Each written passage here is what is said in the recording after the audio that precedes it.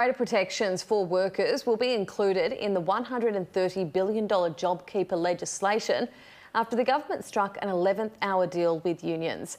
Businesses will be allowed to slash hours but will have to reach agreement before running down annual leave. Touching down,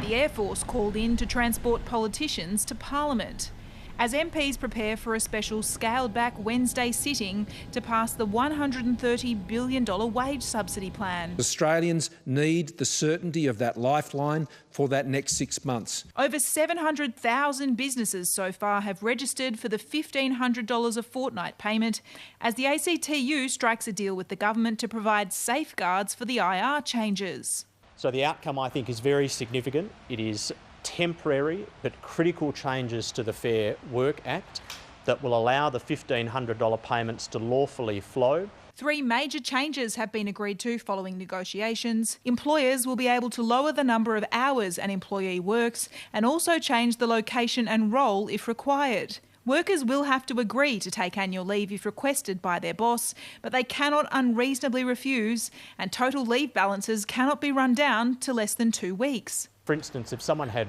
4 weeks leave and it was going to help the business to have the employer and employer agree to take 2 weeks of that leave, if someone viewed it as unreasonable, they could take that dispute to the Fair Work Commission. The breakthrough a result of Christian Porter and ACTU Secretary Sally McManus's continuing collaboration. The Labor Party itself has largely been left out in the cold. We're looking for solutions, not arguments. Doesn't really matter who's involved. The fate of the most significant economic bill in modern Australian history, though, is not in question, as the opposition again reiterates its broad support. The wage subsidy will go through tomorrow. The challenge is who's going to be left out. Despite days of pressure, the government is holding the line, insisting that millions of casuals who haven't been with their business for over 12 months will miss out. Instead, the government says they can go onto the JobSeeker payment, which is notionally worth $400 less a fortnight. Yeah, I think there's going to be an agreement to disagree on casuals. Meaning Parliament will wrap up late on Wednesday night and politicians back on their VIP planes home come Thursday. Trudy McIntosh, Sky News, Canberra.